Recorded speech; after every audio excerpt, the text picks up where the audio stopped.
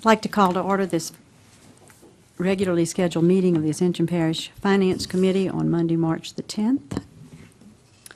We will begin with the invocation and the pledge. The invocation will be led by Councilman Randy Cluott, and the pledge will be led by young Chance Banks, who is an honor student at Pecan Grove Primary. Welcome, Chance.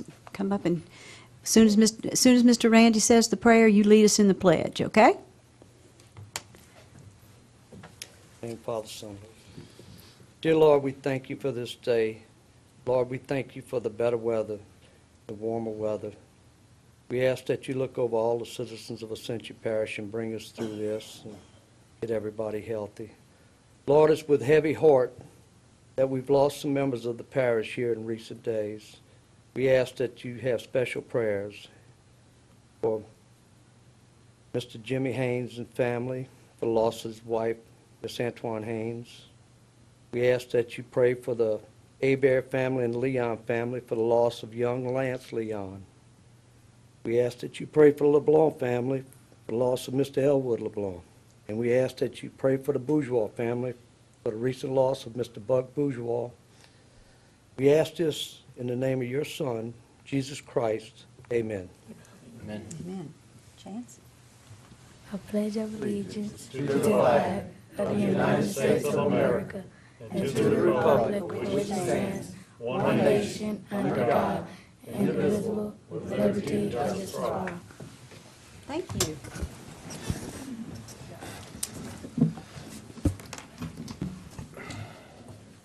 We have several members of the Finance Committee who are not here this evening. Councilman Johnson, Councilman Turner, Councilman Joseph, Councilman Melanson, Councilman Shakespeare. None of them could be with us.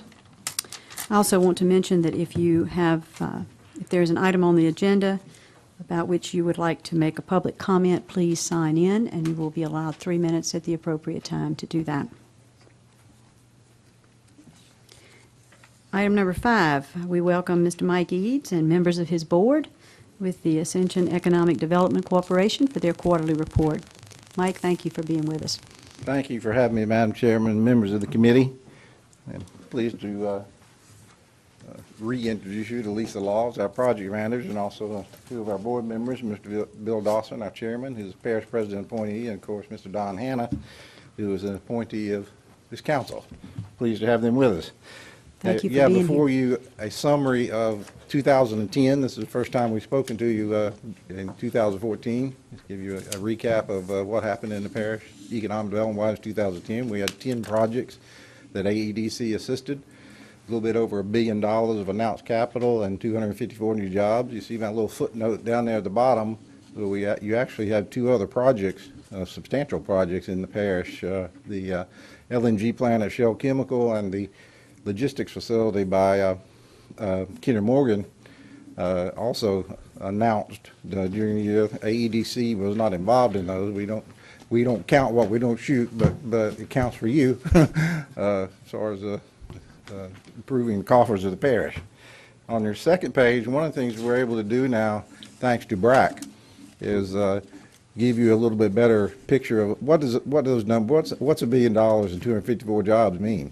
And that's what we've done on the second page there. You see that in addition to the 254 direct jobs, these projects will create another 320 jobs, so you got 574 total. You see annual wages, about $29 million. Consumer expenditures in the parish, total consumer expenditures a little bit over $23 million. And in the parish, which does include the municipalities, by the way, that should translate to about $7 million a year in consumer expenditures. And local sales use taxes of about $316,000. Your temporary construction jobs, and those last, of course, a year or 2 or 3, it'd be about 7,800. With the construction firm themselves and another 1,456 with suppliers for a total of about 9,200 jobs. And you see the income from that is about $632 million, bottom line resulting in sales and use taxes from just the construction of almost $7 million. Of course, This does not include any sales and use taxes that are going to be generated from the projects themselves on their construction materials and equipment. We're just not, at this stage, able to crank that into the equation. We are working on that, by the way. Anyway, if you got any questions about that, we'd be happy to answer.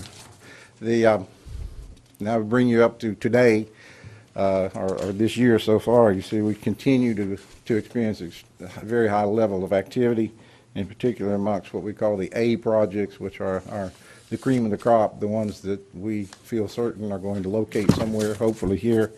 That we've got 12 of those working at $6 billion and 793 new jobs. We've had one announcement, a quiet announcement, but happened nonetheless, a company called Reagent Chemical. You may have, if you've driven down Highway 30 lately, seen them under construction at the property near the entrance of Line Copolymer. That they actually acquired that site from Line Copolymer. They take hydrochloric acid from a couple of companies down on the river and remarket it. They didn't make a formal public announcement, but they are underway. The announcements pending, this Project Hamilton, the next one on the list, is actually sort of a carbon copy of this the Reagent Chemical. And they're going to be locating on what we call the Barber Brothers tract, which is next to, just upriver from Methanex.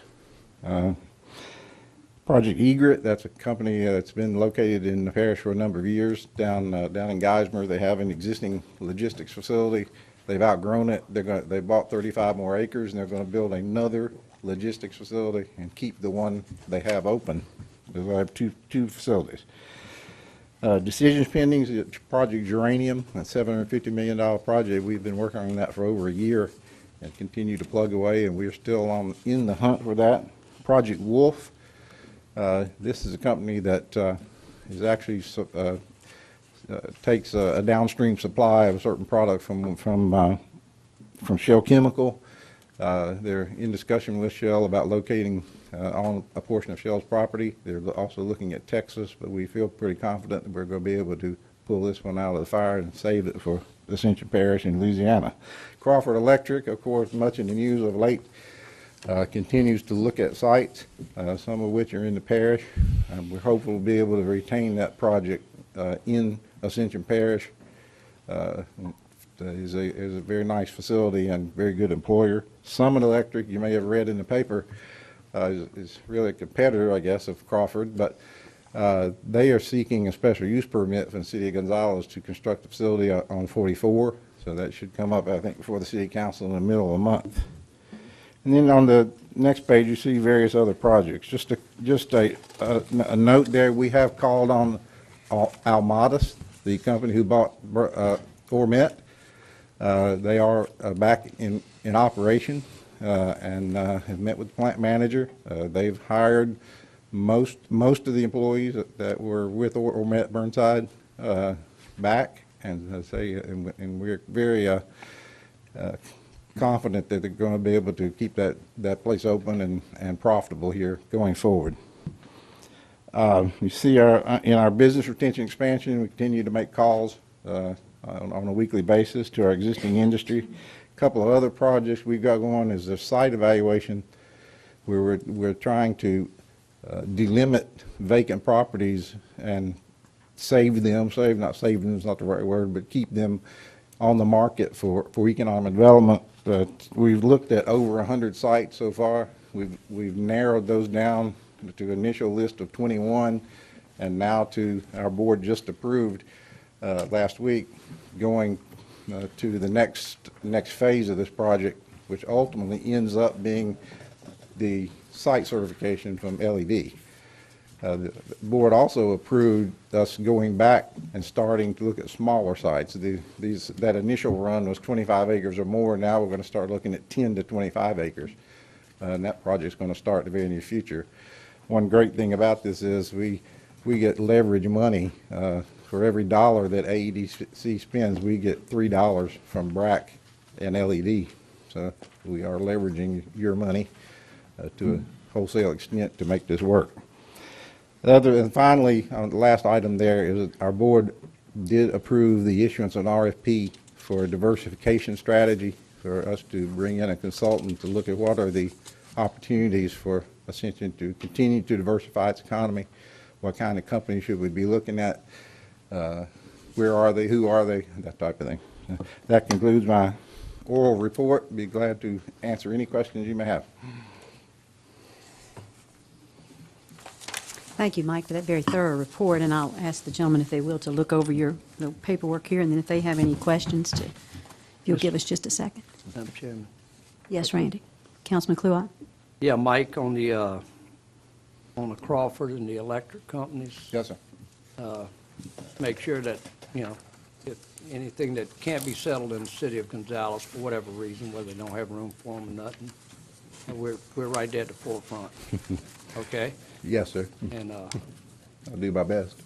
thank you, sir. And if they don't want some, it will take them too. I understand. Any other questions? Mike, thank you Thank you. again to you, your staff, the members of your board who stand on top of you, I know, and enjoy the work that they do with you. Thank you so much for coming. We Thank you. appreciate it. Evening.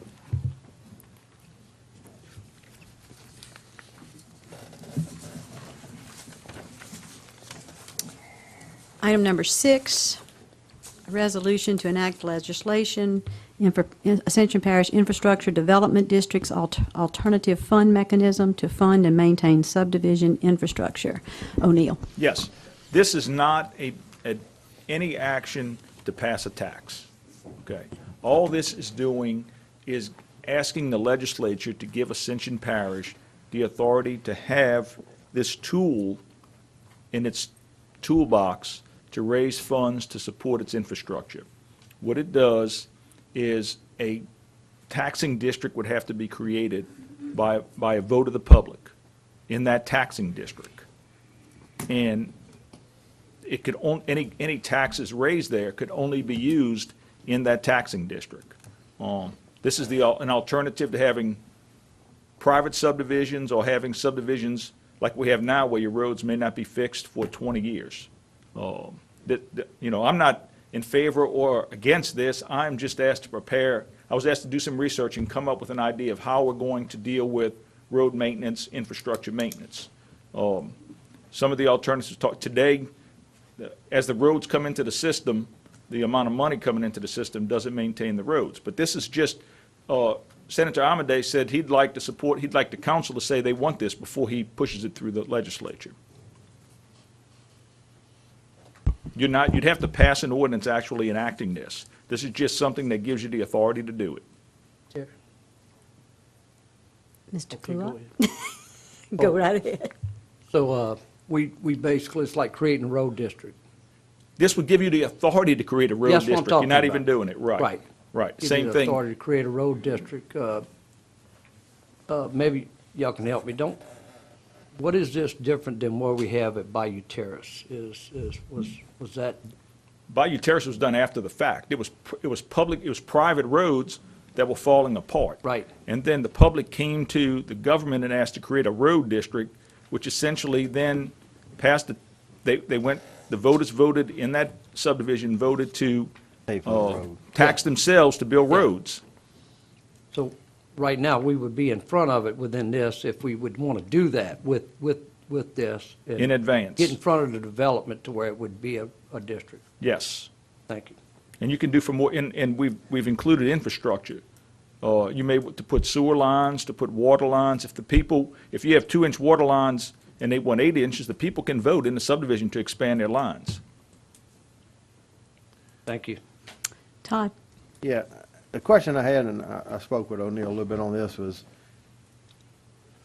the people in that subdivision would vote on this, but this has to be prior while the developer is putting this subdivision together. So really, the only person that's actually going to vote on it is probably going to be that one property owner that owned that property. Because all them homeowners are not going to be in that subdivision when you need to pass this. So you're not going to have but like one vote, several votes. Correct. But then but that would just give you another alternative, because the alternative is you're going to have private subdivisions where you're going to ultimately have to pay for the roads yourself anyway, or you can go to one of our subdivisions in existence now, or buy an existing home, and the road maintenance schedule is getting slower and slower. This will give you the money. I'm not recommending you do this, but this is a specific pot of money dedicated only to that particular district. It can only be used there to take care of the problems of that district. It can't be used on anything else. So they know it up front, and if they want to do that, they can do that. They don't have to. They don't have to move it a subdivision like that. There'll be other alternatives. But this would be one alternative that you have to stymie the ongoing cost of road maintenance. Because these roads are coming in. If it's a dedicated subdivision, they're in our road system. And you said the developer would be the one to assess how much millage tax you would charge? He would ask how much to vote for, right. He would vote on how much he wanted. We would make an assessment. We would have to say, you know, you're going to need X amount of dollars to maintain the roads here. Because you're going to be paying a millage every year, and it's going to be going into a pot. And at some point in time, that can be used to maintain it. I mean, can be used to maintain it. The idea is that when you got to completely redo the roads, you would have enough money to do that. And that's what the idea would be, to plan for that. So that on a normal and ordinary course of business, they would be getting their roads redone on a regular basis and not have to wait till their turn came up on the list. Their money would be there to do that.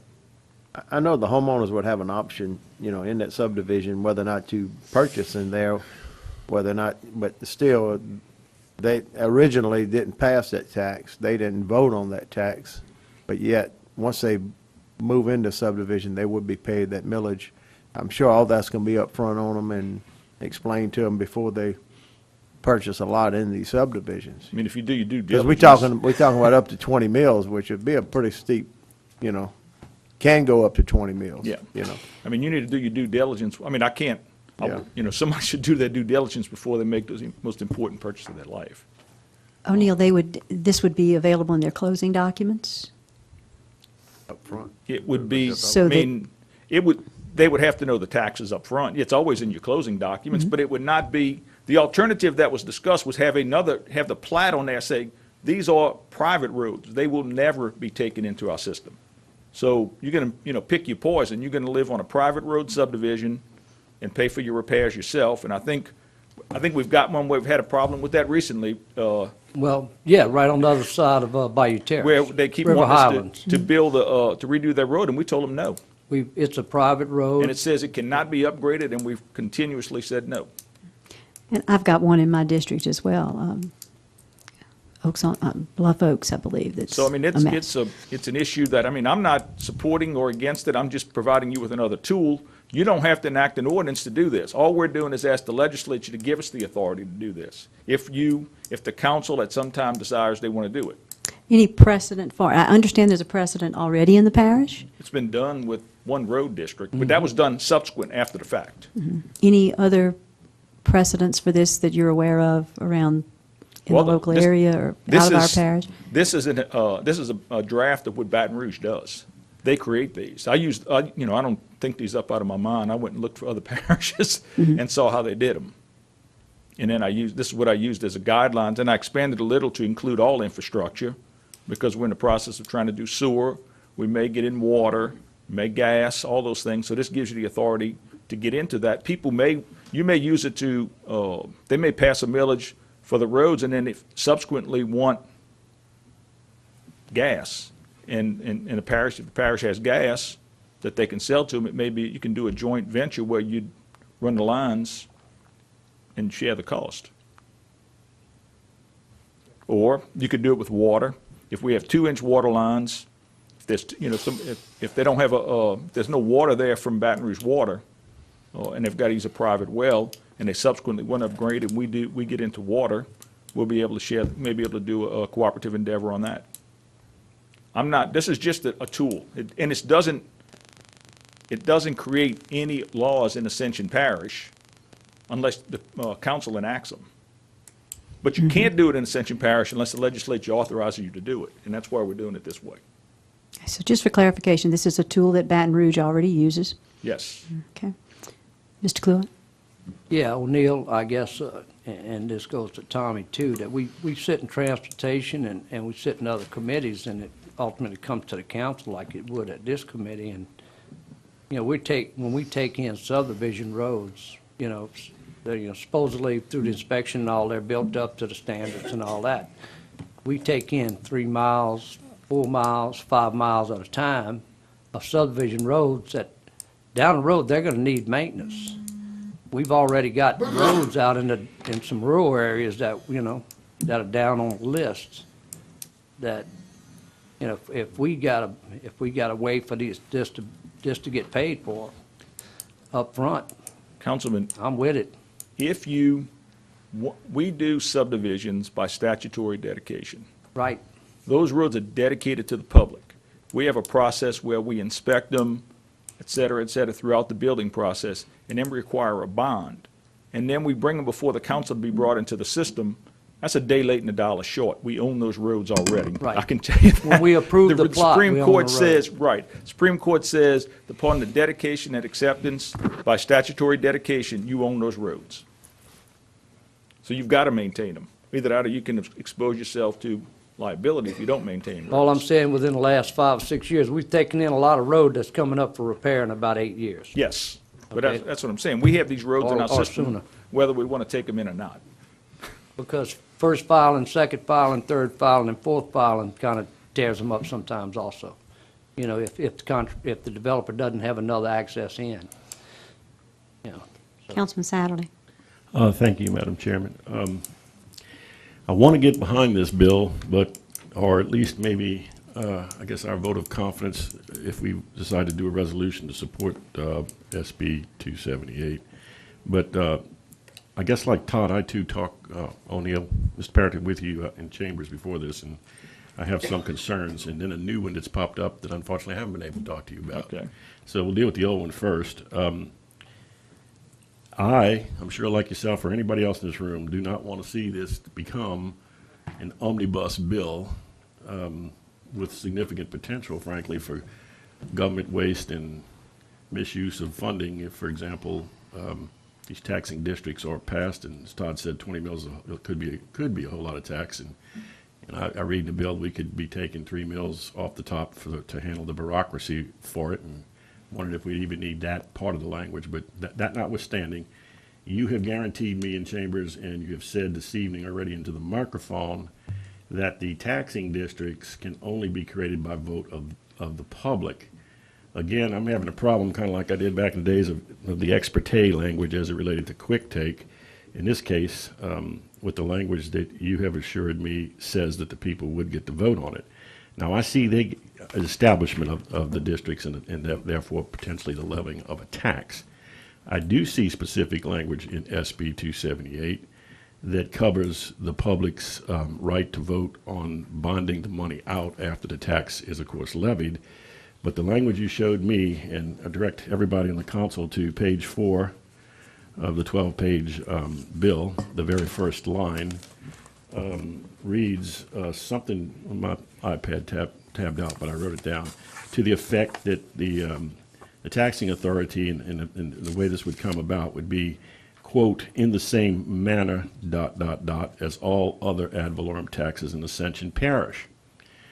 As far as I'm concerned, that's not very specific enough language for me. And again, I'm not an attorney, and I'm not trying to be one or anything, but I would greatly prefer for me to get behind this language that is specific, sort of like the bonding language, that states that this new tax, ad valorem tax, cannot, emphasis on the word cannot, be levied without a vote of the people.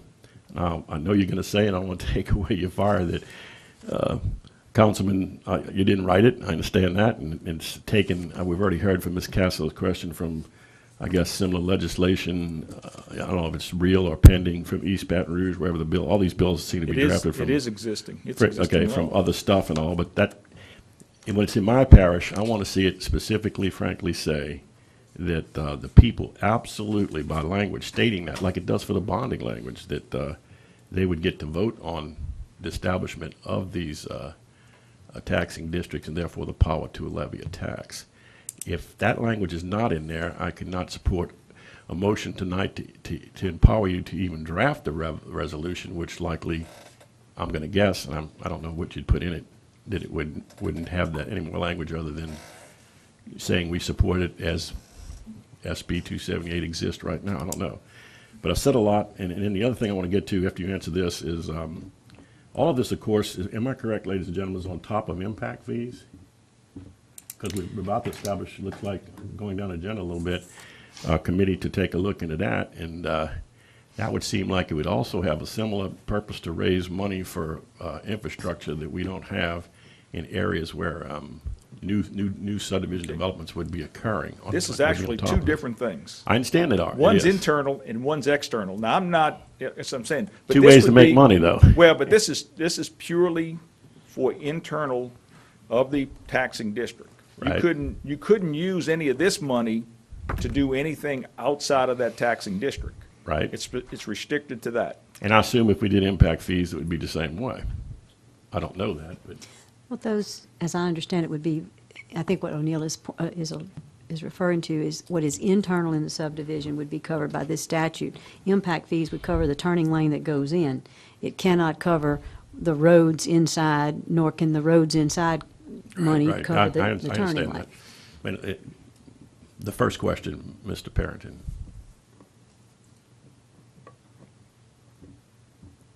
You want to address the first question about guaranteeing that the taxing districts, once established, could only be, not once established, but could only be created by vote of the public as it relates to top of page 4 of the 12-page bill?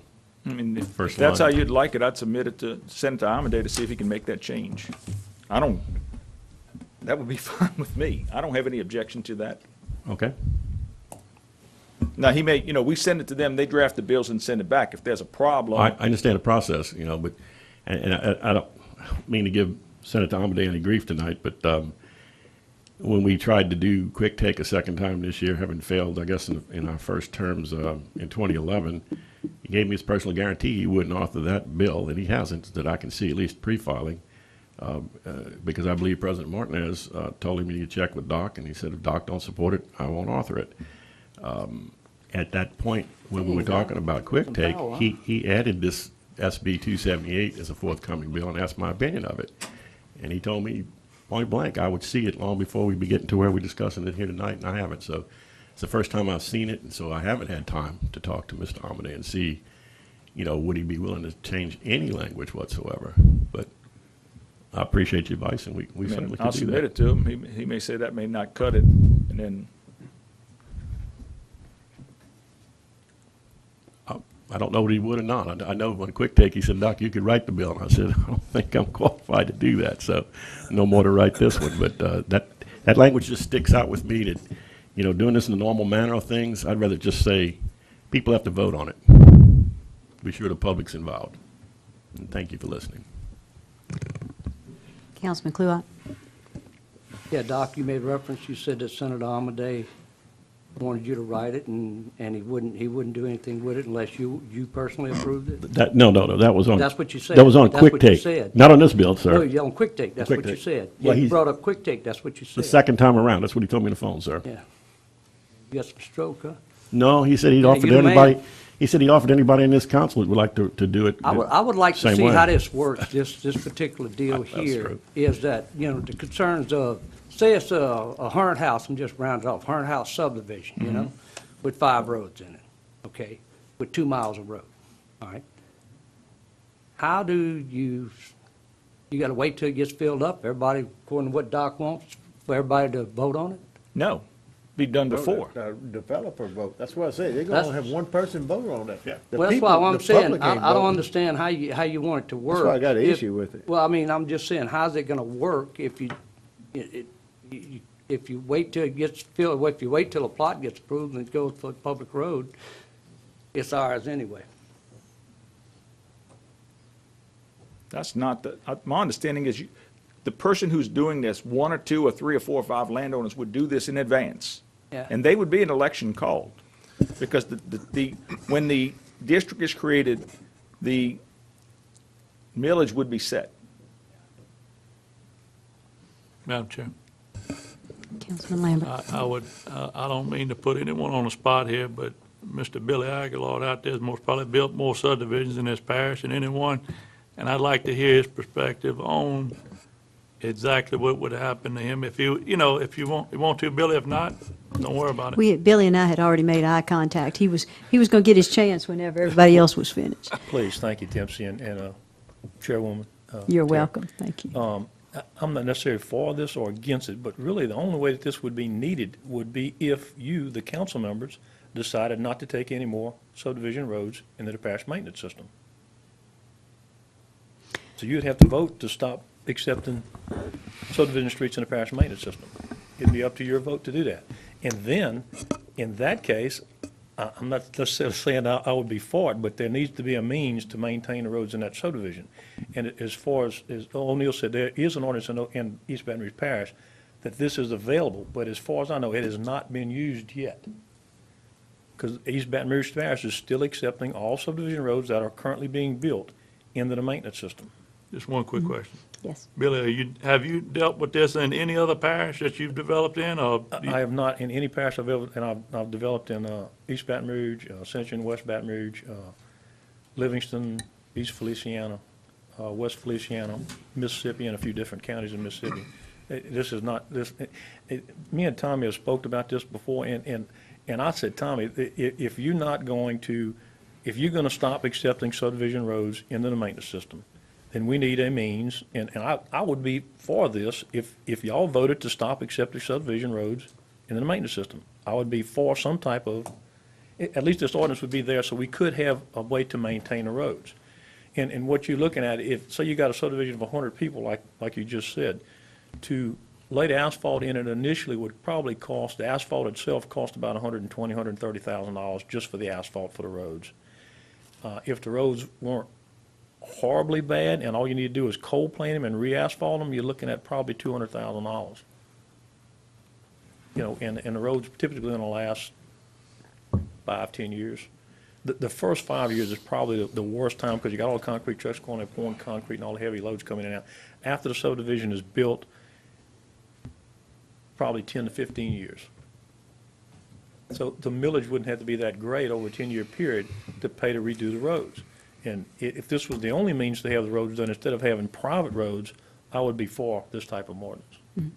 Mr. Martinez? Well, you're coming to a point, I guess, in this situation to whereas, tomorrow night I've asked our planning department to come up with how many roads have been accepted, how many subdivisions have been accepted, and how many future roads that we're going to have to take in to the system. So we'll have some kind of number to work with. Now, this is just another tool that you can have in your repertoire.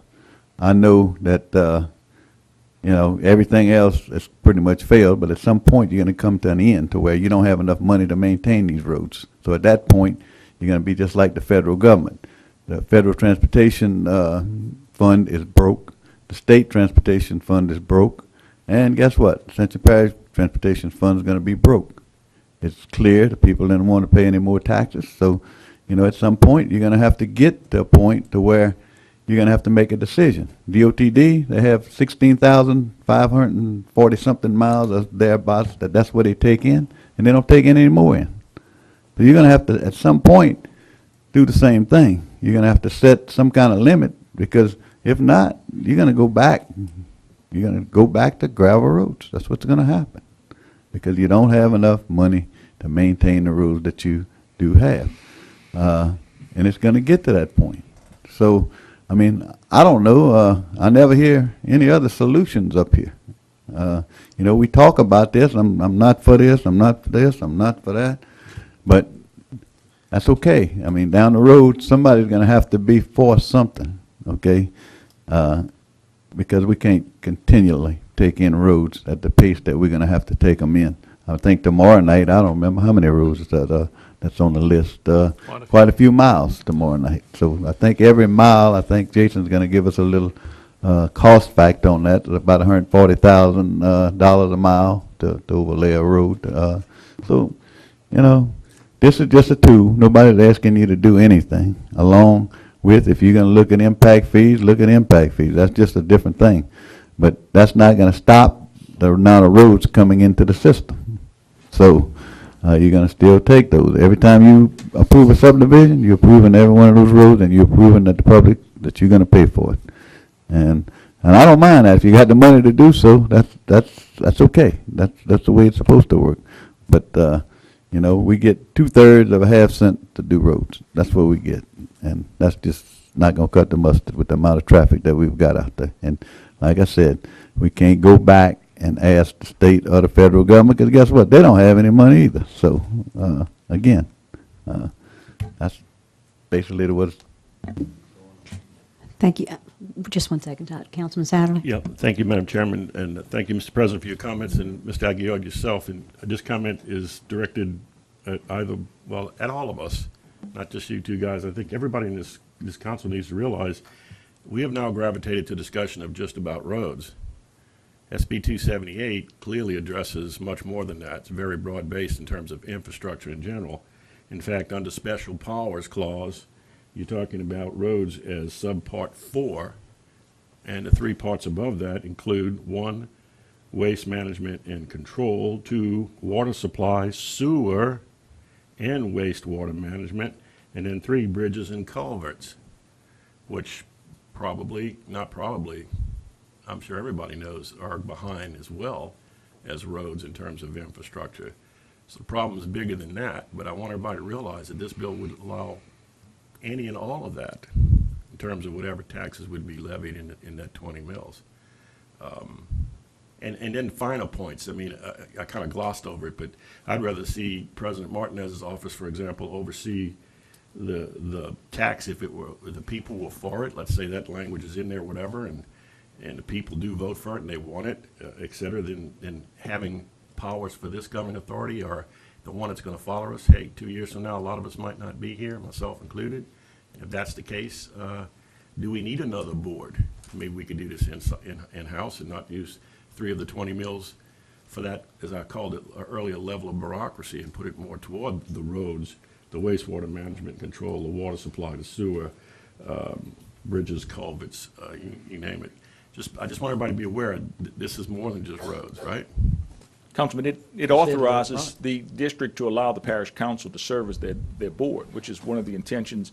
Right. And the 3 mills, it's a limit of no more than 3 mills. Right, which we may do right on here, but we may not. And the guys after us may turn around and say, no, let's now create a board. Right. I'm just, but the bill does allow for the parish I do council to do understand that. that, right. With the idea would be that you'd have an intergovernmental agreement with the district, just like we do with the drainage district, where it basically is run as part of the parish. Right, but So an you can alternative reduce- way, though, when you agree on it, would be to leave that second language about creating a board out and just leave it in the hands of the governing authority. And then later on, if you don't think that's working, it's too much work on us or our predecessors, our successors, to just go ahead then and create a board then. You could always do that. I mean, I'm just trying to think of ways to save money, period. I fully realize these taxes didn't pass, but I think when they didn't pass, they sent the mandate to us rather convincingly that, we want parish government, we want all these things. We want the roads, we want the sewer, we want the water supply and waste management, et cetera, all fixed for us, but do it within existing resources. And while that might be an impossible tax, I think we've shown a little bit already, at least the utilities group, that, and I know Mr. Martinez is, at least proudly, he's talked about this in the paper. We've done it within existing resources and borrowed that $60 million with 0.9%. And we may not have all the avenues available to us to continue to do all the other infrastructures, et cetera, but we have had 2 votes recently, and I don't think we need to forget them, that the people spoke rather loudly that they're not for taxes. And this sort of kind of looks like we're going through the back door. Well, it doesn't, it doesn't. It doesn't if what you say is absolutely so, and/or we can get language that specifically addresses it, that the people get the vote. I've supported things in the past, even though I don't personally, but let's let the people vote on it because, people disagree with me. Some are for taxes and some are not. And if that's, again, the language that's going to be in there, I wouldn't have a problem with your resolution or whatever. I don't have any problem doing that, Yeah. including that as part of the resolution. And I want to say something, I seem to have offended my colleague and friend, Mr. Clue, over there. I wasn't in any way trying to imply that Senator Amade I had stroke with him or anything, because he actually offered the ability, anybody want to do that, but I think it was more of sort of tongue-in-cheek remark about, look, the parish government comes to me and asks for a bill, so I give it to them. And he tells me over and over, I don't really even like to get involved in local government, but the very fact that we ask him, whether it's through our leadership or through our president or both, for something, quick take, this bill, he, by necessity, has to be involved. But I think that's more of an attempt of, hey, if you guys want it, and that's why we're here. What I want to see is unanimous, and that's what we need to do, a front behind it, where we can get all 10 or 11 of us agreeing to support a resolution, not like we had last time with the vote of 8-3 on quick take, whatever. And maybe we could do that with just taking our time a little bit, taking some deep breaths, nudging wording here and there if it's possible, and no one can get upset about it. But or maybe Randy would write the bill. I don't know. But I might get upset. Randy, please don't.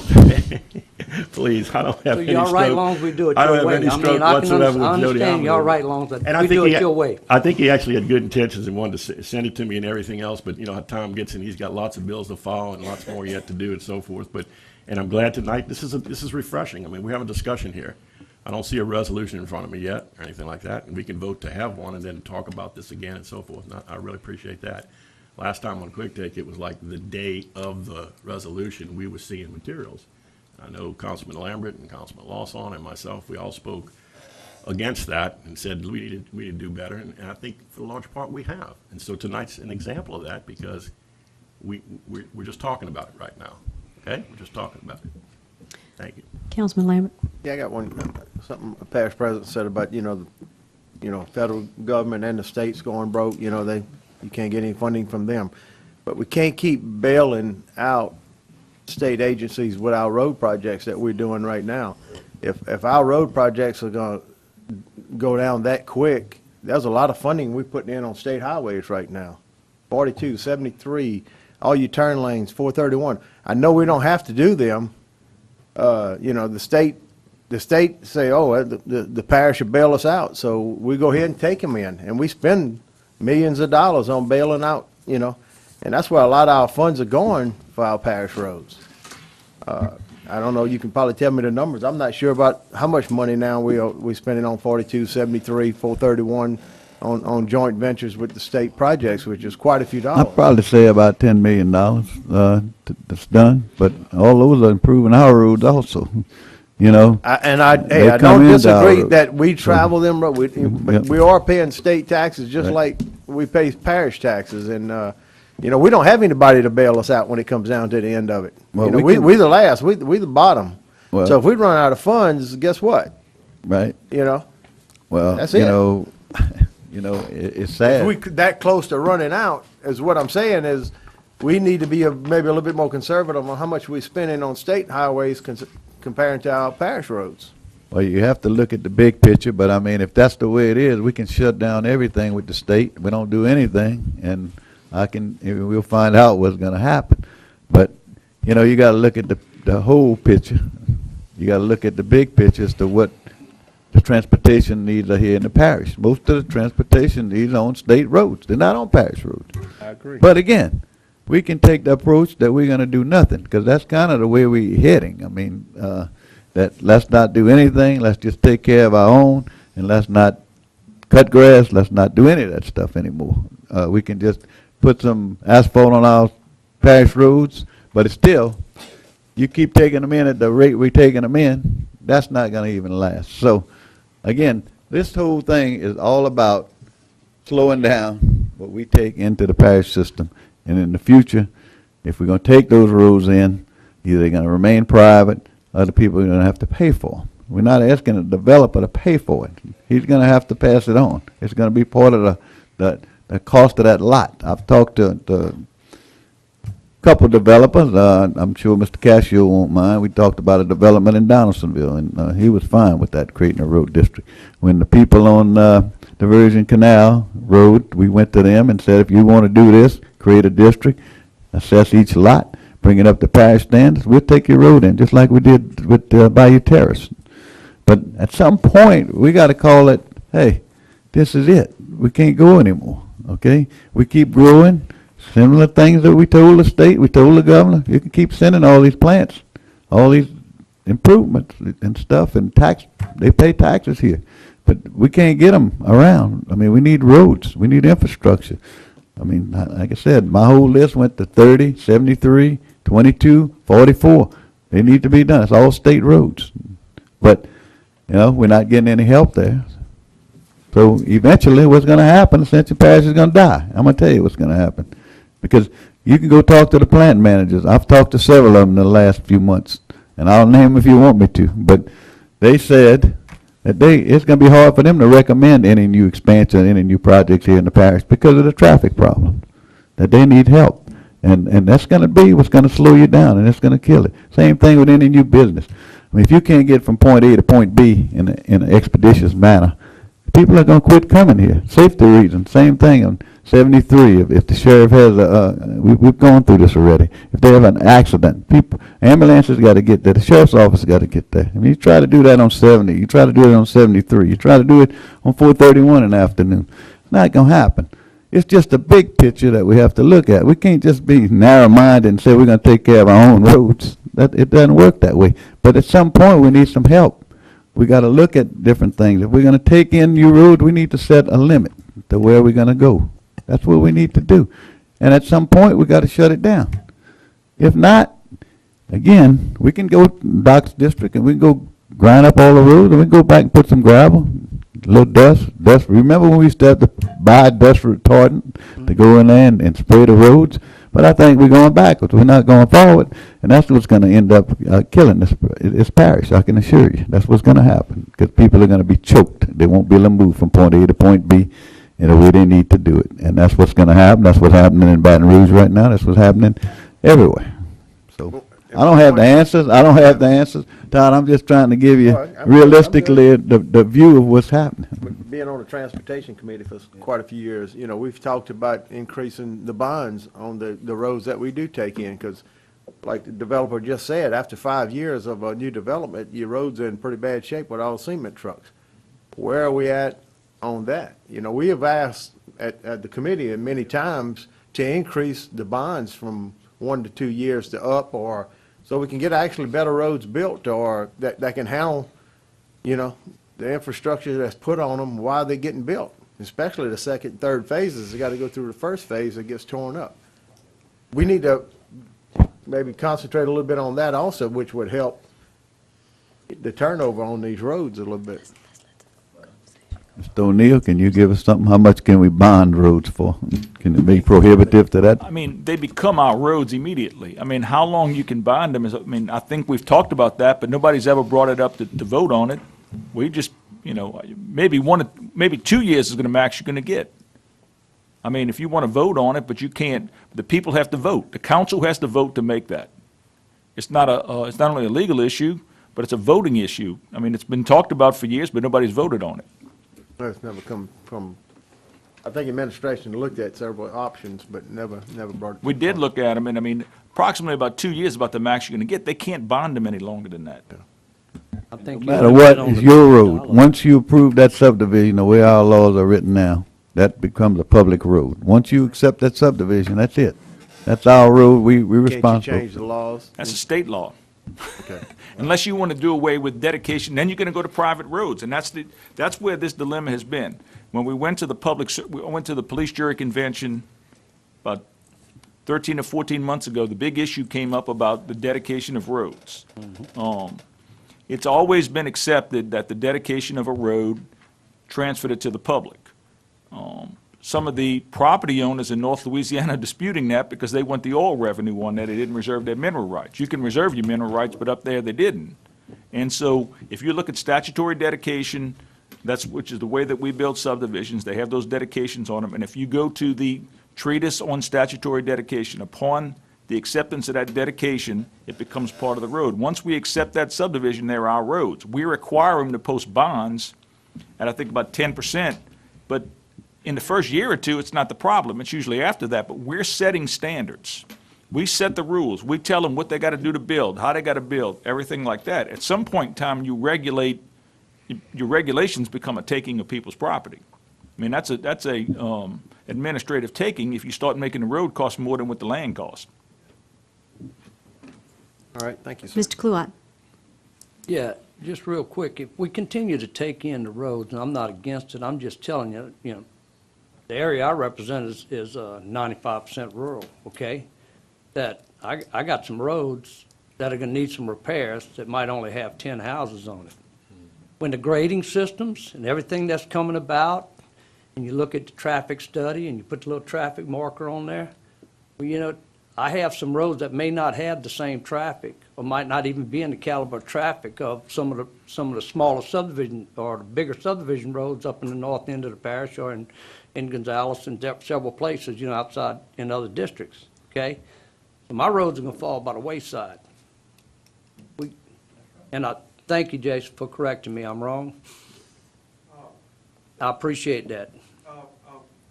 Sorry, I'm not being, trying to be, contrary, but the way we choose roads is By need. By need, not, Right. well, by how damaged they are. Condition. And by need.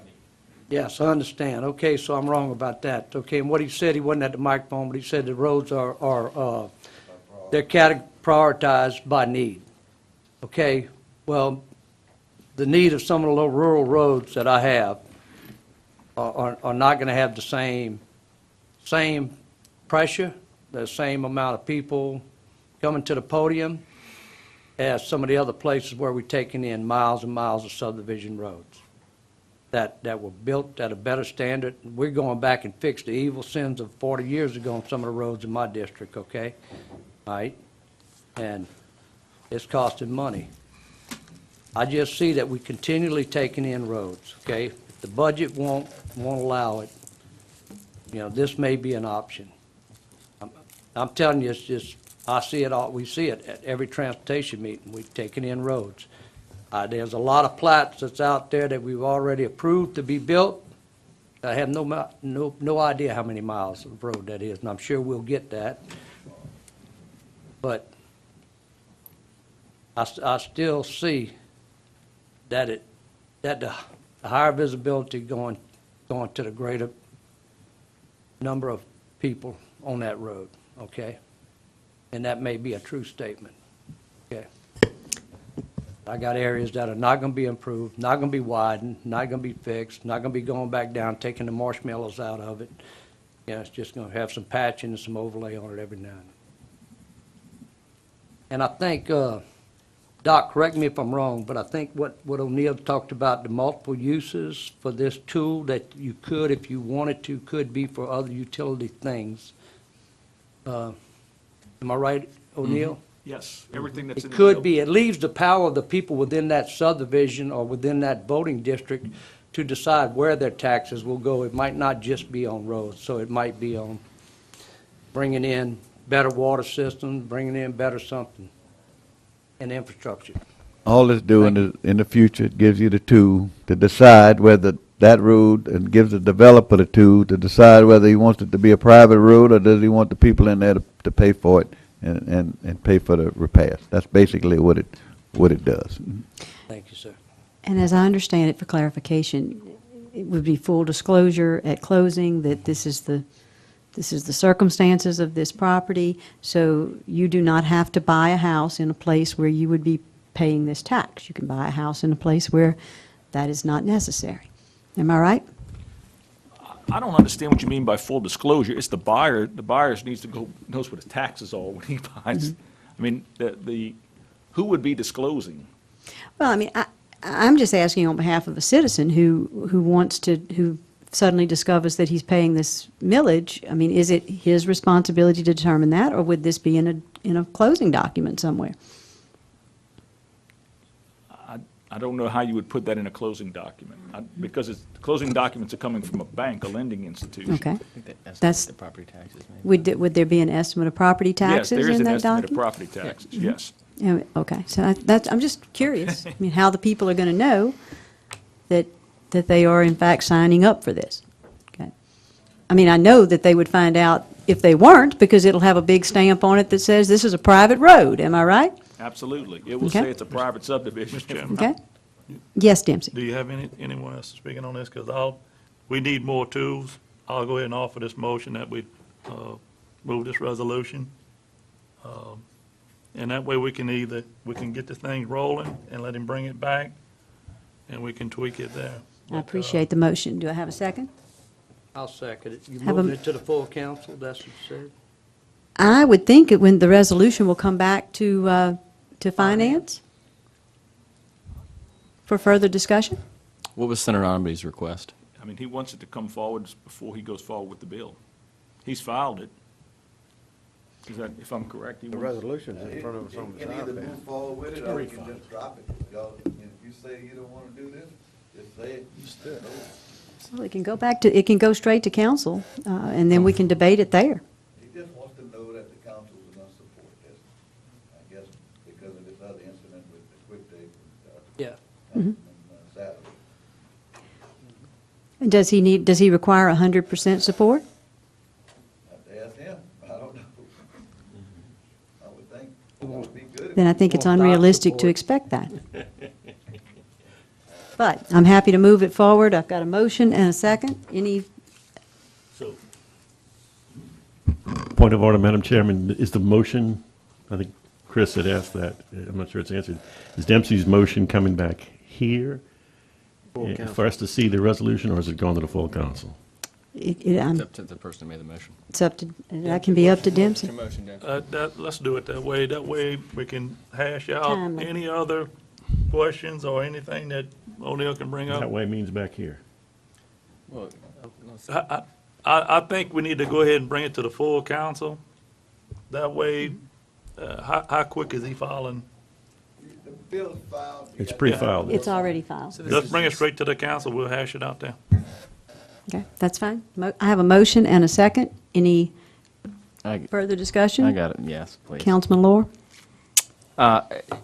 We just continually hear from residents that growth needs to pay for itself. I feel like this is one of those tools that can help do that, along with perhaps impact fees. And Mr. President, your comments earlier about what happens if we do nothing, I think are appropriate. And I appreciate, even though I know we had a long conversation, you and I and me and O'Neill as well, about this, I appreciate anything that can help us improve the current situation, because I think the status quo is unacceptable. I think this can help to stretch our road budget that we have now, and do more with less. To the comments earlier about that, about doing more with less, and squeezing, doing what we were able to do with sewer, that was certainly a great move, I think, and I'm appreciative that the council and Mr. President decided to do that. But what that has left us with is that all our excess our excess dollars is pretty much going to fund sewer. So we were able to do that DEQ loan. So that, in a nutshell, means there'll be less to go around for this, for recreation, et cetera. So it's just we are facing the demand for their roads as we're taking them in is exceeding our capacity to meet that. And so I think we have to look at alternative tools, whether or not we, if this resolution does indeed pass the legislature, when it comes to us adopting an ordinance to make it actually happen, we could perhaps address a lot of these issues and clarify it however we see fit. But I just wanted to say that I appreciate anything that is trying to improve the status quo, because it's just, I think if we do nothing, we are on a downward trend. Thank you. Thank you, Chris. All right, so we have a motion and a second. Any objections? Hearing none, that motion passes. Moving on to agenda item number 7, an introduction of an ordinance amendment to provide for an increase in the fees assessed by the sheriff. O'Neill? Yes. The only reason, the sheriff has not raised his fees in over 10 years. Some of these fees we pass on in our charges, so we need to include them, we need to amend the ordinance to allow that. I move that we move this to the I full second. council. Got a second with I have a motion by Councilman Kluwat, a second by Councilman Lambert. Any questions? Any objections? Hearing none, that motion passes. Item number 8, Ascension Parish Fire District 3, Domain Design Architecture, Project Substantial Completion and Approval of Change Order 002 for Station Number 33, and we welcome Mr. Michael Paterla to the Good evening. I'll try to make this quick. As you know, we had the fire station on Duplessis Road. We have reached substantial completion where the contractor has finished his basic contractual obligations, We have one change order number 2 for additional days with the crazy weather we had in January with the freezes and the rains, January and February. And then we have on there the delays ensued, caused by the utility company, and that was because with those delays with the frozen weather and everything, they were not able to get out there and turn the power on because their crews were manning other issues. So that just kind of pushed the actually getting the power turned on at the station so we could get the final fire marshal approval. We have received fire marshal approval, and we have narrowed it down to some items on the punch list, but for basically we are complete with the project, and we ended up with a net zero of cost additions for the whole project. So we're asking for substantial completion. There are still a few outstanding items. I know one of them is the swale on the side of the property that we've discussed before, and at this point we have brought a civil engineer out there. They have shot surveys to make sure that the water that is draining off of our property is staying on our property and draining to the back of it. We are going to do some additional work just to make it that much more pronounced. We're waiting on Energy to relocate that energy pole that is right in the middle of the swale before we can do that work. But once they get out there, we've talked to Mr. David Herring, and he is helping us get that relocated quickly so we can do that work. But everything we have right now shows that the water is draining to the back of our own property and not going to the neighboring property. We're just going to make it a little bit more obvious. Okay. Make that motion, I have a motion by Councilman Todd Lambert and a second. full council. Do I have a second? Second by Councilman Randy Kluhat. Any questions? Mr. Satterley? Yeah, the gentleman you mentioned, sir, is with Entergy? Yes, David Herring is. So, just in case my constituents listening tonight, we do have a parish request in formally to Entergy to move. Yes. There you, thank you, sir. Yes. Having a motion and a second, any further questions? Any objections? Hearing none, that motion passes. Thank you, Michael, for the beautiful work on the fire station. We appreciate it. Agenda item number 9, Ascension Parish Grants Office, Washer Hill Lipscomb Cabinets Architecture, approval of change order 002, Sorrento Community Center. Ms. Martha Collins, welcome tonight. Thank you, Madam Chairman, members of Finance. This is a change order to basically renew the contract for this firm. When we started, they were done by change order because we had dates and substantial completion dates tied to it. So we had to come back and ask for a change order. This is just a renewal of their contract to extend to complete the task. So move, Mr. Chairman. Have a motion by Councilman Dempsey Lambert, a second by Councilman, who was that? I'll take Councilman Satterley. And do we have any questions? Hearing none, any objections? Thank you. Hearing none, that motion passes. Thank you, Martha. Item number 10, monthly contract report. Ms. Sandra. Good evening. Good evening. You each have in your packet a list of all contracts that was entered into in February, new and renewals.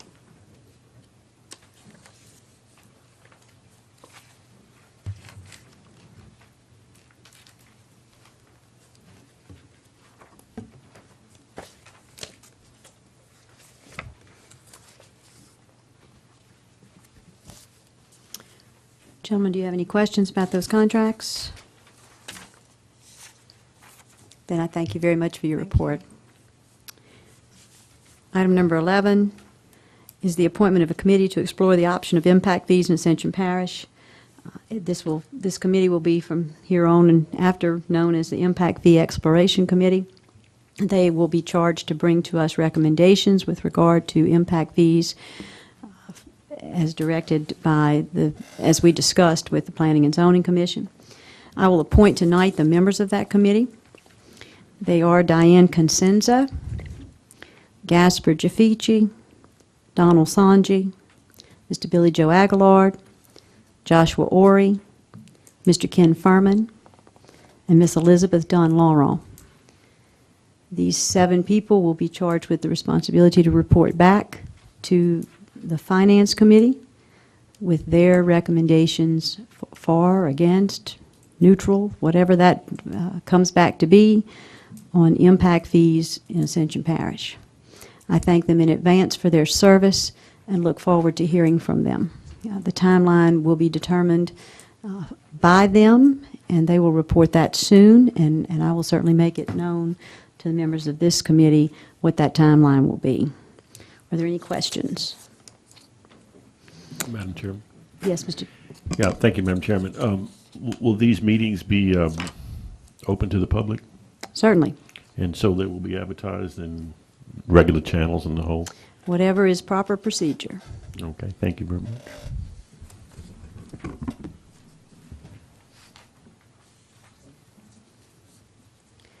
Moving on to item number 12, the sales and use tax report. Ms. Gwen? Good afternoon. You have before you your regular monthly sales and use tax report. This is the collection month of January, which represents December sales. And you can see all three of our districts, Ascension Drainage, Sales Tax District number 1 and Sales Tax District number 2. The first month of the year compared to January of last year they're all down. And the reason for that is because in 2013, there was a rather large audit, and there were no audits in January collections of 2014. If you would take out that audit, the effects of that audit on each district, they're up about approximately 5% from last year.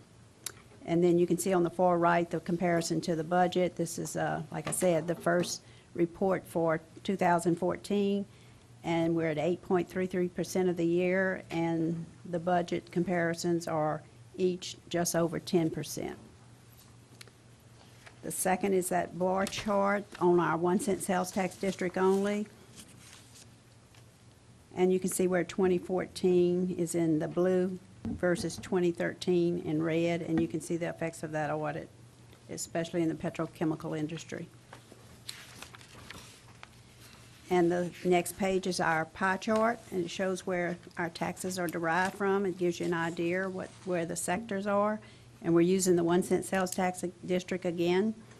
And the little percentages on the petrochemical industry and the motor vehicles is being hidden by the pie and this little box chart. But it's petrochemical industry represents 65%, consumer retail is 23%, motor vehicles is 7%, and business to business is 5%. That just gives you an idea of where your sales taxes are derived from.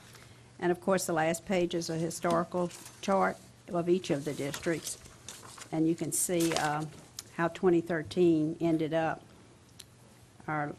probably our largest collection year in the history of the parish. And that is due mainly to all the construction activity going on. If you have any questions, I'll be glad to answer. Ms. Gwen, if you'll go back to the first one, and just for clarification, go back over that audit situation for me, please, and for the benefit of the public. Okay. Because the first thing I'm going to get is a call that our collections are down 11%. Yeah. So let's make sure we clarify that. The reason for that is because in 2013, there was over a $1 million audit. And in 2014, there were no audits settled in that January month. So if you would take out the audit effect when it was divided between our three districts, all three districts would be up approximately 5% year-to-date. And, of course, January to January is the same figure because it's the first reporting month. Okay. Thank you for further clarifying, or re-clarifying. Any questions, gentlemen? Moving right along, item number 13, the Revenue and Expenditure Report. Ms. Amanda? Good evening. Before you are the financial reports for the month of January 2014. On page 1, total revenues are at 10.42% at 8.33% of the year. The funds highlighted in green are funds that are under the budget by 5% or more. There are 4 operating funds and 9 capital funds that fall into that category, and on page 4 is a report that explains those funds. On page 2, total expenditures are at 16.02% at 8.33% of the year. The funds highlighted in green are funds that are over the budget by 5% or more. There are 9 operating funds and 7 capital funds in that category, and on page 5, there's an explanation of those funds. On page 3 are charts that compare year-to-date revenue and expenditures for operating, which is the yellow bar, and capital, which is blue bar, to budget, which is your green bar. And on the last page of the report is a list of all checks issued in January 2014 over $100,000, and the total of those checks are $5,081,013.11. If you have any questions, I'll be happy to answer.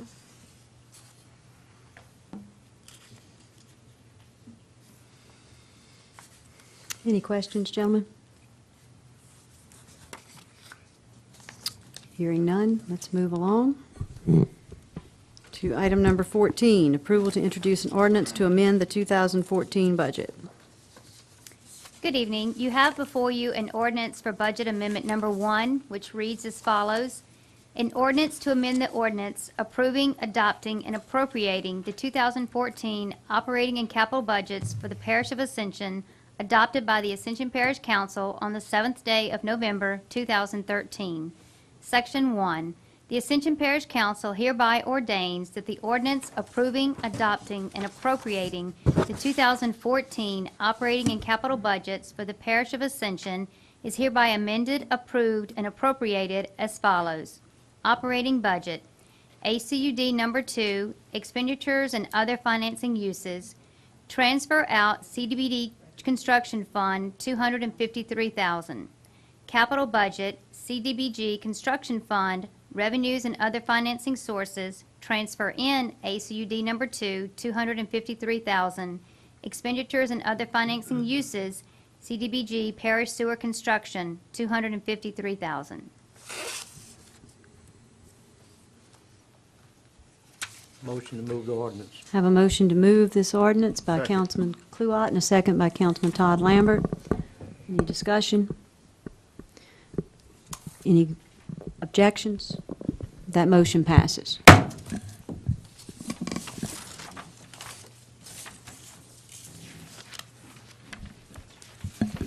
Item number 15, to accept the lowest responsive bids. Ms. Joan Shivers.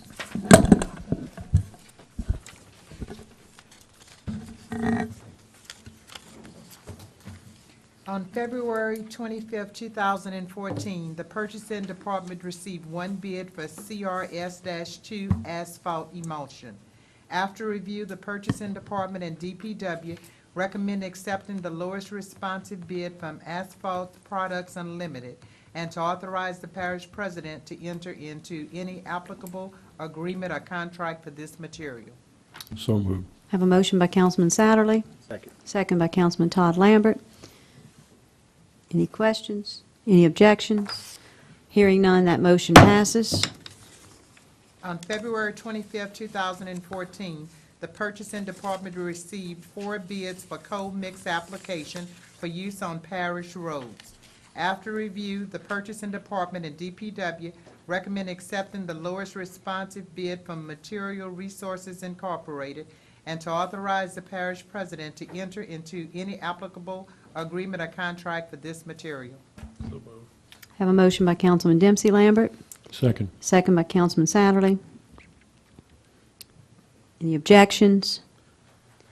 Hearing none, that motion passes. On February 25th, 2014, the Purchasing Department received 2 bids for precast reinforced box culverts.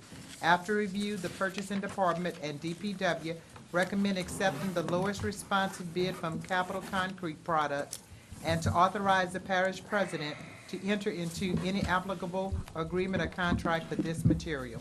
So moved, Madam Chairman. Have a motion by Councilman Todd Lambert. Second by Councilman Kluwat. Any objections? Hearing none, that motion passes.